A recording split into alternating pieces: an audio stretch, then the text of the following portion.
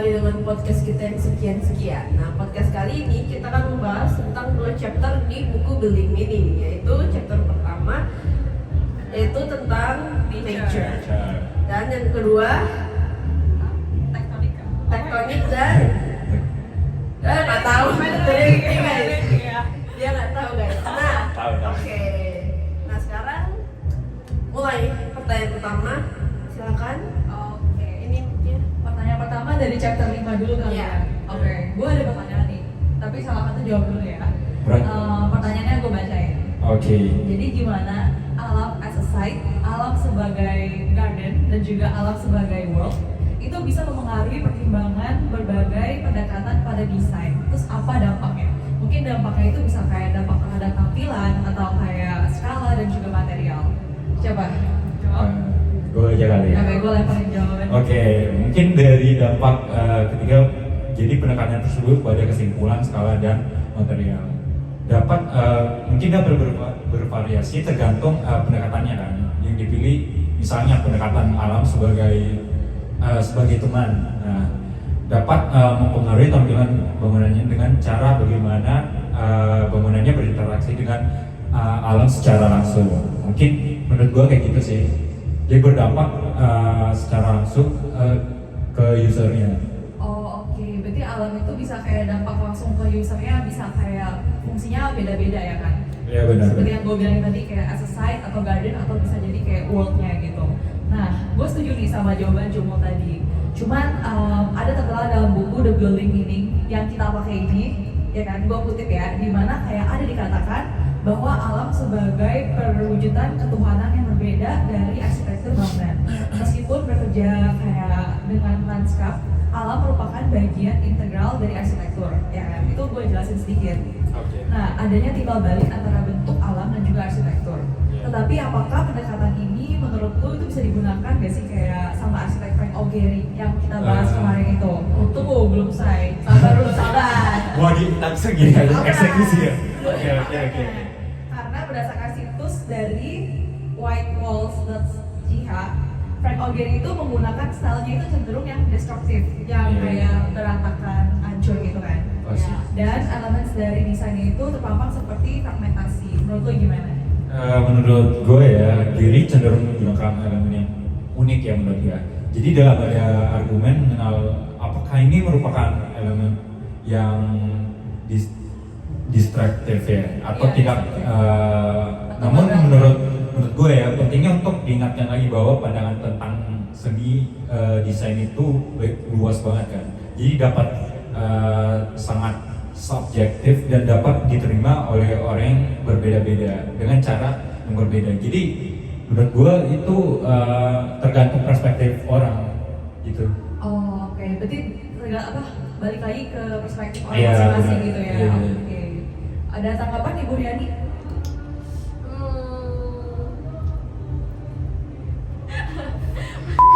Nah, kalau gue sih menurut gue dari pendekatannya Frank Gehry, dia tuh lebih suka sama menggunakan imajinasinya sendiri. Jadi itu dia kalau bisa desain dia tuh nggak terlalu pentingin kok dia untuk apa namanya Untuk kayak menggunakan desain itu sebagai pendekatannya. Dia tuh menggunakan feeling imajinasinya, makanya bentuknya tuh lebih destruktif karena itu dari idenya. Jadi Frank Gehry-nya sendiri ya. Oke, Itu menurut gue, tapi nggak tahu. Oke, Frank jadi Gehry kayak gimana? kesimpulannya itu kayak balik lagi alamnya itu balik sama perancangnya dan juga kegunaannya. Jadi alam sama arsitektur itu ada korelasi dan juga sinambungannya. Oke, lanjut next questions. Siapa? Mungkin kan pertanyaan dari lu, sekarang balik lagi pertanyaan dari gua. Nah, dari Akademi Edu menyebutkan bahwa Falling Water dianggap sebagai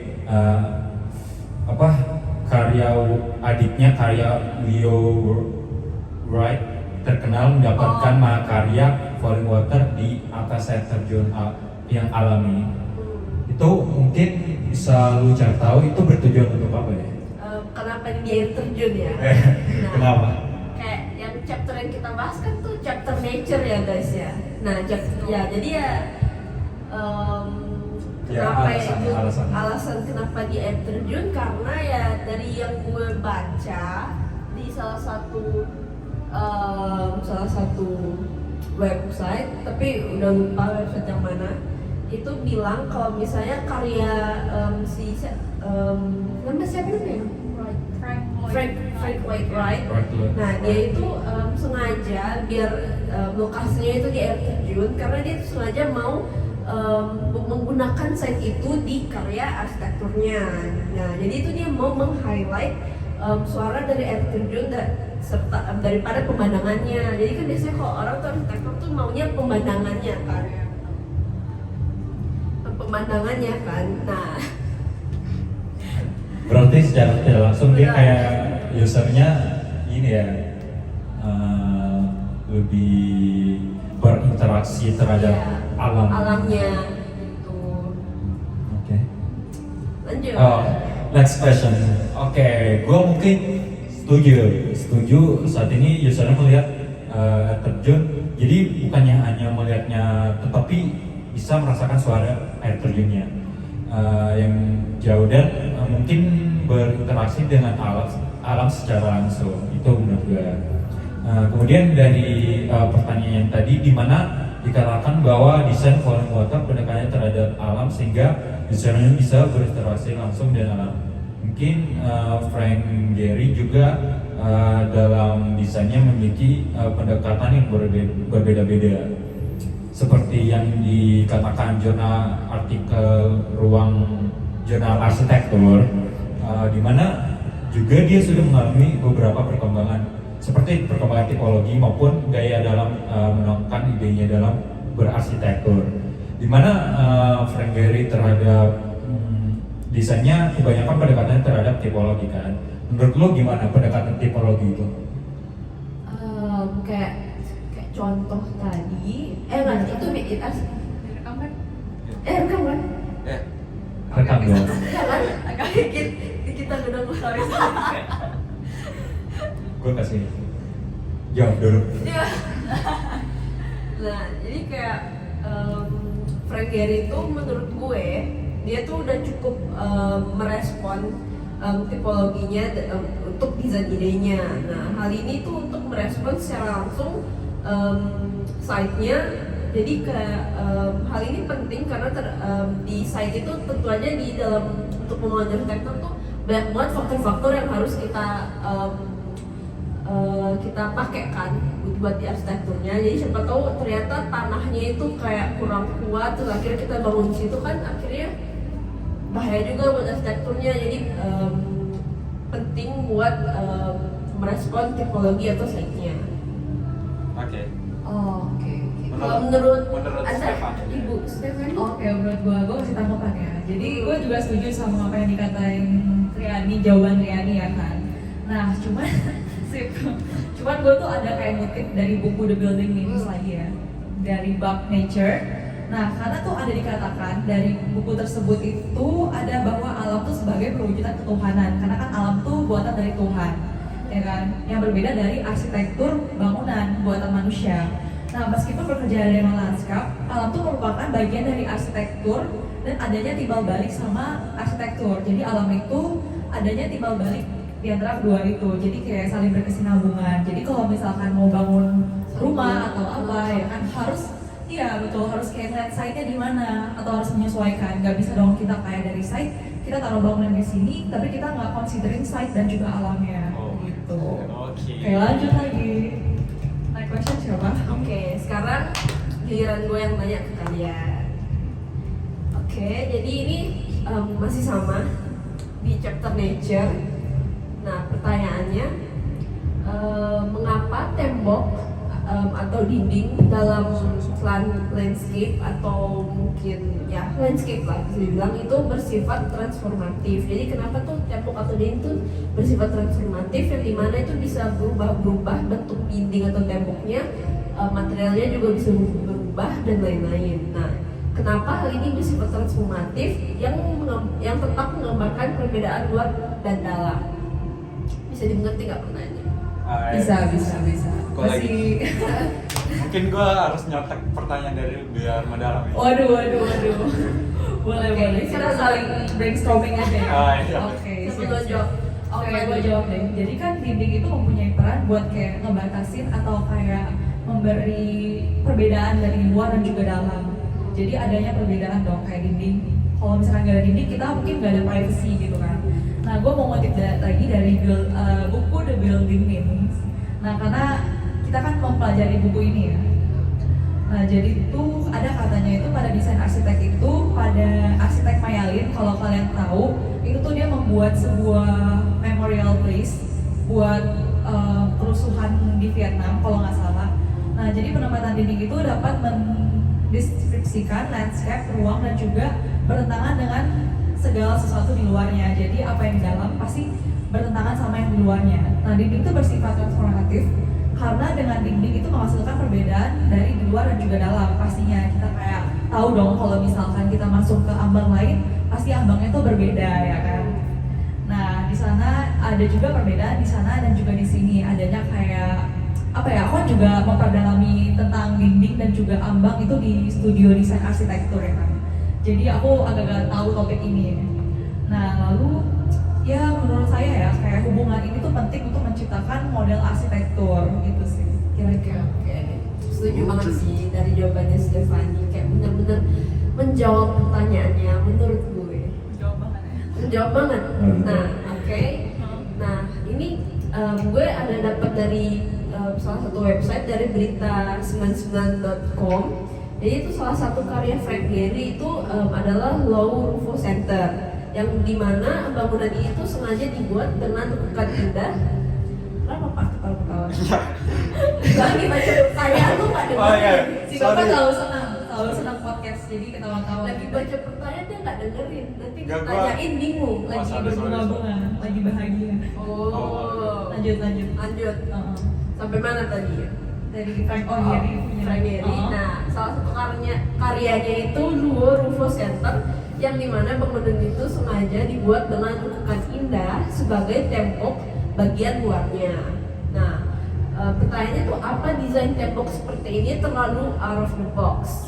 Apa desain ini yang harusnya berfungsi sebagai pemisah luar dan dalam temboknya itu malah menjadi hal yang terlalu dominan bagi landscape sekitarnya, desain sekitarnya.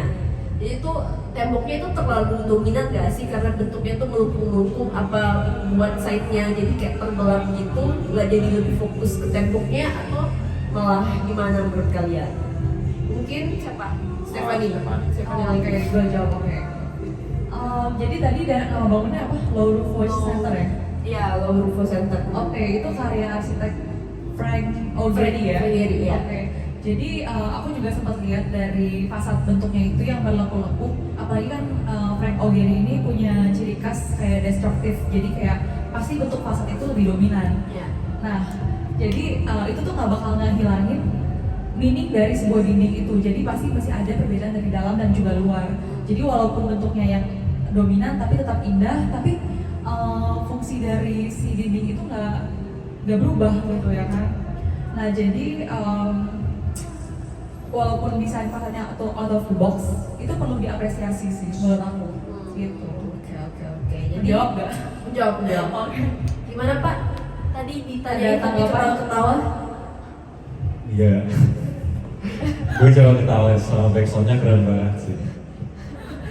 Wow, maksudnya ya. Oke. Balik lagi. Fokus. Fokus. Mungkin kalau menurut gue ya sebenarnya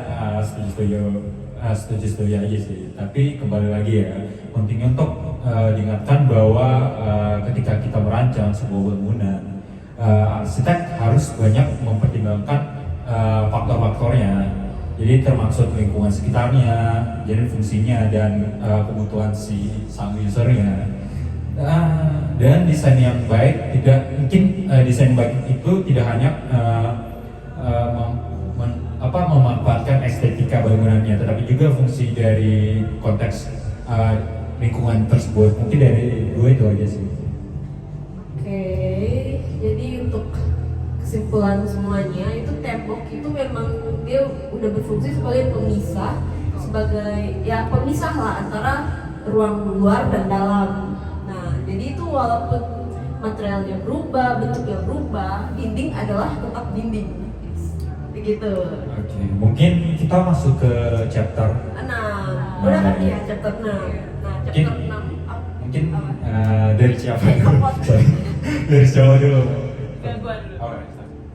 Oke, jadi gue punya pertanyaan nih untuk kalian. Kalian terserah deh siapa aja yang mau jawab. Nah, pertanyaannya itu kenapa sangat penting untuk dijadikan perhatian? Kalau misalkan saat mendesain sebuah bangunan, arsitek itu harus mempertimbangkan beban konstruksi, beban mati, beban peralatan, beban Oke. tambahan saat membangun bangunan tersebut. Menurut lu gimana nih? Yang pegang mic, yang pegang mic. Gue dulu. Ya. Mungkin menurut gue sangat penting ya mempertimbangkan sebuah berbagai jenis beban saat mendesain suatu bangunan ya. Jadi karena hal yang berpengaruh langsung terhadap keamanan dan kenyamanan dan kawetan bangunan tersebut. Jadi saat kita sangat perlu kesetiaan bangunan istilahnya. Mungkin dari itu sangat perlu sih. Oh, oke. Gue setuju nih sama jawaban Jomol karena nggak salah dan juga nggak benar. Nggak sih, tapi gue setuju. Berpihak. Nggak bercanda. Jawabannya Lo benar. mau buat ini ya, bangunan tanpa keamanan, oh nggak apa sih berarti. Gue setuju.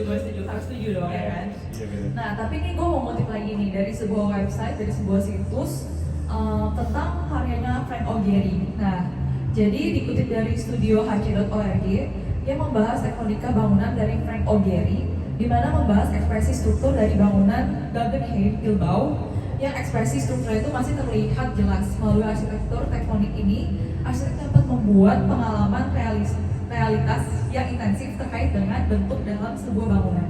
Nah, menurut lu itu, apakah Frank O'Gary sudah sangat matang dalam memikirkan beban konstruksi dari fasad bangunan yang terkenal destruktif atau kayak berantakan gitu? Bukan berantakan sih, destruktif. Kalau menurut gue ya, Frank Gehry itu saat awal mendesain dia kayak tidak terpatok pada konstruksi tidak terpatok terhadap konstruksi. Makanya bentukan-bentukan desainnya banyak kayak kata dia ini banyak bentukan kayak ekstrim banget kan, yang unik. Mungkin menurut gue itu aja sih. Jadi dia nggak ada dalam desain itu nggak terpatok terhadap strukturnya dulu. Oke, si Neng gimana? Tanggapan diam-diam aja Neng. Dua mic. Bagaimana nih? Satu aja, jangan dua. Oke. Jadi tuh tadi tanggapannya Jomol tuh berarti dia bilang kalau Frank Gehry tuh nggak pentingin bebannya berarti. Ya kan kalau saat mendesain dia lebih ke Saat mendesain mungkin dia lebih ke abstraksi. Debat. Soalnya dia kan kalau dia belum ada patokan, jadi intinya dia itu nggak ada patokan saat membuat mahakarya. Makanya bentukannya itu unik-unik, jadi strukturnya itu belakangan. Gue dapet nih maksudnya, pas desain mungkin belum mikirin, tapi pas sudah membangun pasti dipikirin. Iya, makanya desain Frank Gehry itu sangat mahal banget soal konstruksi. Iya, jelas.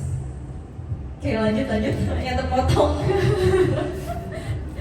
Justru kayak nggak tahu ya, menurut gue aja, maksudnya menurut gue ya, kayak kayak sebagai arsitek harusnya walaupun ya mungkin pas kita desain mungkin ide awal dulu lah, jadi kayak ya awalnya mungkin kita belum memikirkan beban dari bangunan aslinya. Nah tapi karena kayak maksudnya proses desain itu nggak berhenti dari situ loh. Pas kita dapat ide berarti proses desain selesai, enggak kan? Nah justru proses desain itu pokoknya kalau bisa bangunannya udah jadi udah baru keluar kan. Betul. Nah jadi menurut gue tuh seharusnya dalam kayak Frank Gehry itu tetap memikirkan bebannya. Jadi pendapat gue beda dari Jomul. Oke. Jadi gue merangkum dari kedua jawaban ini ya. Jadi kalau misalkan beban konstruksi itu harus dipertimbangkan dan itu sangat penting ya, benar ya? Setuju. Nah, jadi iya, itu tuh buat keselamatan usernya dan juga untuk bangunan itu bertahan dalam jangka yang panjang gitu sih. Oke, ada pertanyaan lanjutan? Next question siapa? Jomul lagi lah ya. Oh, pertanyaan gue. Iya. Pertanyaan gue apa ya bagusnya? Mungkin gue langsung masuk aja dalam pertanyaan gue. Jadi baja mungkin salah satu desain desain makam dan salah satu desain couple yang saya ambil dari buku building. Memiliki bahan yang sama, tapi mungkin dalam perawatan dan ekspresi bahan itu benar-benar berbeda. Jadi apakah bahan yang sama mampu mewujudkan jenis materialitas yang sangat berbeda? Mungkin bisa jelaskan. Oke. Gue Dari dulu. Nah, jadi ini ya based on buku Building Meaning lagi. Building Meaning emang terkenal banget ya di angkatan kita ya. Nah, Ini jadi katanya buku Building ini tentang tentang material. Hal ini tuh tidak berarti bahwa perbedaan antara bahan itu tidak relevan. Nah, sebaliknya justru pemilihan material itu harus didasarkan pada pemahaman tentang kualitas material atau sifat tektoniknya. benar. Gitu. Setuju kan? Gue setuju ya dikatakan dari lu ya. Mungkin dari jurnal ruang media analiti.com. Jadi salah satu ciri khas desain menggunakan material metal dan baja itu di setiap desainnya. Mungkin salah satu alasan Gehry menggunakan metal itu karena sifatnya yang lebih fleksibel dan dapat dibentuk dengan mudah untuk menciptakan bentuk-bentuk yang beda dengan menggunakan material yang sama. Mungkin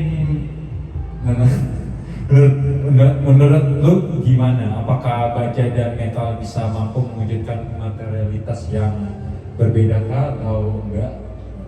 Materialitas berarti kayak sifatnya Ya kan? sifatnya materialitas. Baja dan metal. Jadi kayak berarti metal itu apa ya? Berarti metal ya? Baja.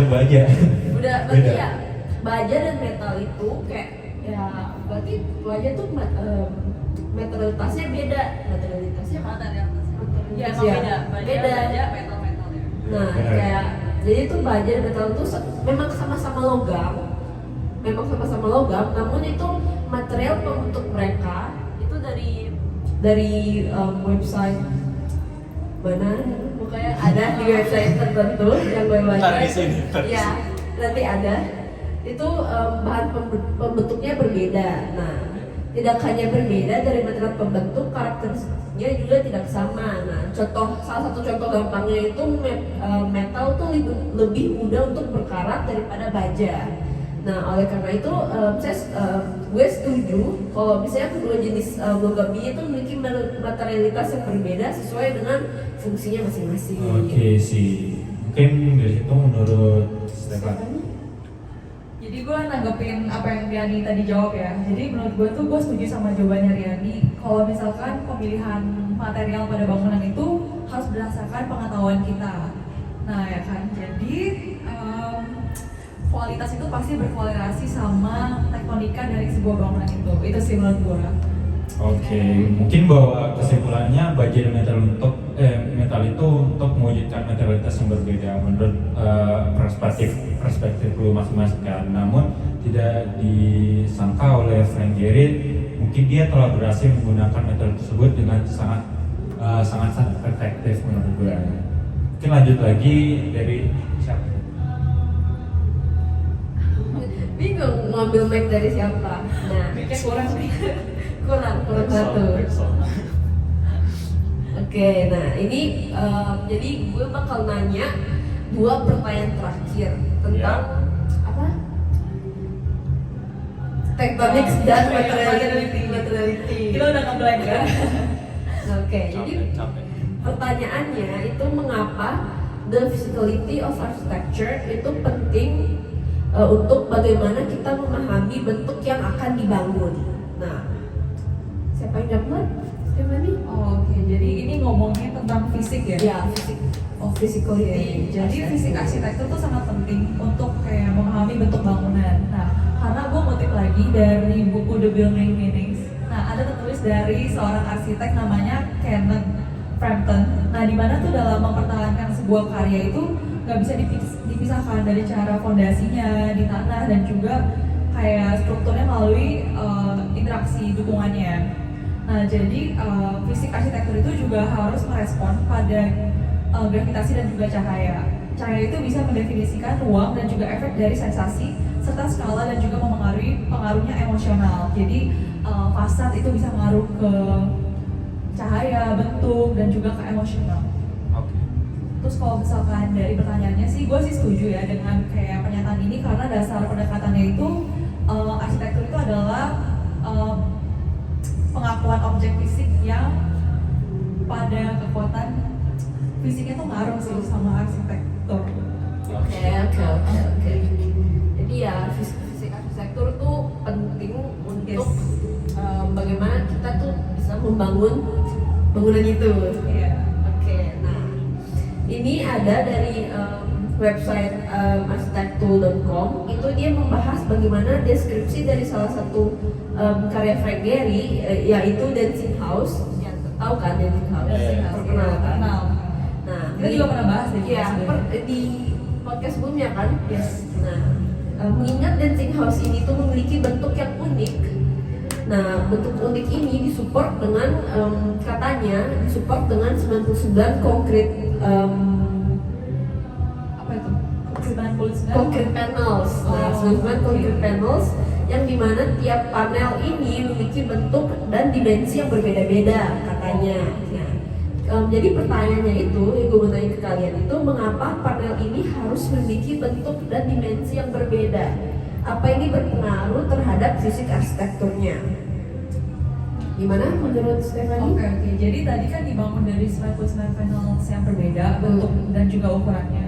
Nah, jadi menurut apa yang gue baca di artikel ya, tentang artikel ini juga sempat gue baca. Nah, jadi tuh sebenarnya tuh fasad tersebut itu bukan keinginan dari Frank Gehry gitu kan, tapi sebagai bentuk perancangan yang sederhana pada permukaan datar. Jadi supaya permukaan itu bentuknya tuh kayak 3 dimensi, seperti kayak menonjol gitu. Nah, karena ide bingkai, sebuah bingkai yang menonjol dan juga berliku-liku itu pada fasadnya Frank Gehry ini, itu membuat fasadnya itu lebih membingungkan perspektif, terus kayak mengurangi kontur dengan bangunan yang mengelilinginya. Dengan ini, gue tuh setuju kalau misalkan aspek dari fisik arsitektur itu penting sebagai dasar konsep desain, gitu sih. Oke. Maaf ya kalau kurang menjawab ya. Kalau misalnya Jonathan, Ada tanggapan? gimana?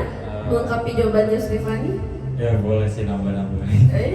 Jadi Eh, model Dancing House mungkin memiliki bentuk dua dimensi yang berbeda.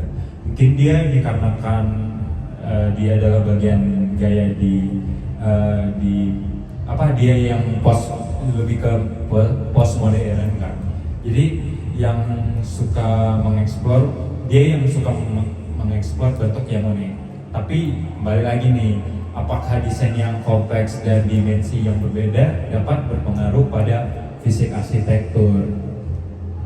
Itu aja sih. Oke. Jadi untuk kesimpulannya berarti tuh ini fisik arsitektur itu menjadi aspek yang penting ya dalam bangunan, yang dimana tuh skala, dimensi dan lain-lain tuh menjadi pelindung serta penguat struktur dari fisik arsitektur supaya bangunannya aman. Benar. Oke, jadi Mungkin kita udah di akhir Oh. ujung program kita. udah Mungkin selesai guys. kita penutup aja kan closingnya. Jadi Mungkin sorry kalau ada kata-kata kita yang kurang jelas. Mungkin sampai sini saja. Kami pamit undur diri. Gue Jonathan Johnson Mulia. gue Reni Simko. Siapa? Gue Stephanie Siaudria, pamit undur diri.